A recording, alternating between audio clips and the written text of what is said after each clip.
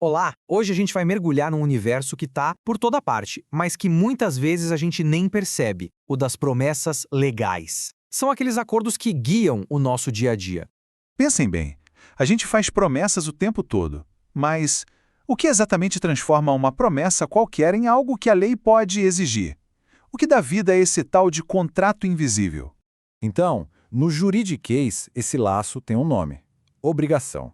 É uma conexão legal com credor de um lado e devedor do outro, e que só se desfaz quando a promessa é finalmente cumprida. Ok, vamos lá. O nosso roteiro de hoje vai ser esse aqui. Vamos entender o que é uma obrigação, quais os tipos, como lidar com as mais complexas e, por fim, como elas chegam ao fim. Para começar, vamos fazer uma análise quase genética. Vamos direto no DNA de uma promessa para entender os 3 elementos que dão a ela força de lei. É quase uma receita de bolo. Toda obrigação precisa de 3 ingredientes. Primeiro, as pessoas envolvidas, o credor e o devedor. Segundo, o objeto, que é a ação em si, dar, fazer ou não fazer alguma coisa. E terceiro, o tempero secreto, o vínculo jurídico, que é a força da lei amarrando tudo isso. Beleza, agora que já entendemos a receita, vamos ver os 3 pratos principais, ou seja, os 3 grandes tipos de promessas que a lei reconhece. A primeira é a mais direta. A obrigação de dar. Simples assim. É a promessa de entregar alguma coisa, seja um carro, um celular, um imóvel. Depois vem a obrigação de fazer.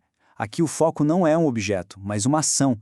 É o compromisso de prestar um serviço, tipo contratar alguém para pintar a casa ou desenvolver um software. E por último, uma que parece contraintuitiva, mas é super importante, a obrigação de não fazer. Aqui, a promessa é não agir. É se comprometer a não fazer algo específico, como não construir um muro alto ou não revelar um segredo comercial. E este quadro deixa a diferença bem clara, né? De um lado, uma ação positiva exigida, construir a cerca. Do outro, uma abstenção, um ato negativo, não construir a cerca acima de certa altura. Mas, claro, a vida não é sempre tão simples. Às vezes, as promessas se complicam e a lei, felizmente, tem regras para lidar com esses cenários. Vamos imaginar uma situação. A promessa envolve a entrega de uma coisa certa. Não é um quadro qualquer, é aquele quadro daquele artista específico. Um item único. E aí? E é aqui que a coisa fica bem interessante. A lei usa a culpa como um termômetro para a justiça. Se a coisa se perde sem culpa do devedor, paciência, a obrigação acaba. Agora, se teve culpa, a história muda. O devedor vai ter que pagar o valor da coisa e mais as perdas e danos. A responsabilidade financeira depende totalmente de quem errou. Agora, o cenário oposto é a promessa de uma coisa incerta. Não é um cavalo específico. São 3 cavalos. Não é uma saca de café específica. São 100 sacas. O objeto é genérico. E quem escolhe? Normalmente, o devedor. Mas aí vem a sacada da lei para equilibrar o jogo. O devedor não pode pegar o pior item que tiver e entregar, mas também não é obrigado a dar o melhor. A lei estabelece um meio-termo, a famosa qualidade média. É uma regra de puro bom senso, né? Outra complicação comum, algumas promessas dá para dividir, como pagar R$ 1.000 em 10 parcelas de 100, mas outras não dá. Pensa bem, não tem como entregar um cavalo vivo em partes, certo? A obrigação ou é cumprida por inteiro ou não é cumprida. E como toda jornada tem um fim, toda promessa legal também tem um ciclo. E isso nos traz ao último capítulo, como essas obrigações acabam.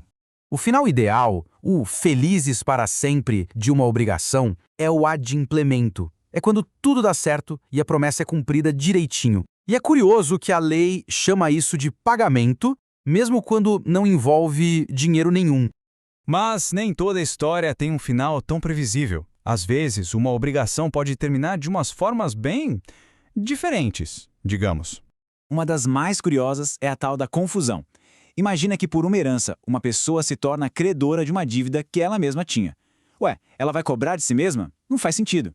A lei concorda e a obrigação simplesmente desaparece. E, finalmente, temos a remissão, que nada mais é do que o perdão da dívida. O credor, por vontade própria, abre mão de receber. É um ato de generosidade que, legalmente, põe um ponto final na obrigação. Então, para a gente fechar, o que fica dessa jornada? Primeiro, que as obrigações são esses contratos invisíveis que fazemos todo dia. Segundo, que elas se resumem em dar, fazer ou não fazer. Terceiro, que a lei sempre busca o equilíbrio e a justiça quando as coisas complicam. E por fim, que toda promessa tem um fim, seja ele o cumprimento perfeito ou outros caminhos que a lei prevê. E isso nos deixa com uma última pulga atrás da orelha para pensar. Nessa teia complexa de promessas que a gente navega todo santo dia, quantas delas foram feitas hoje sem que a gente nem parasse para notar?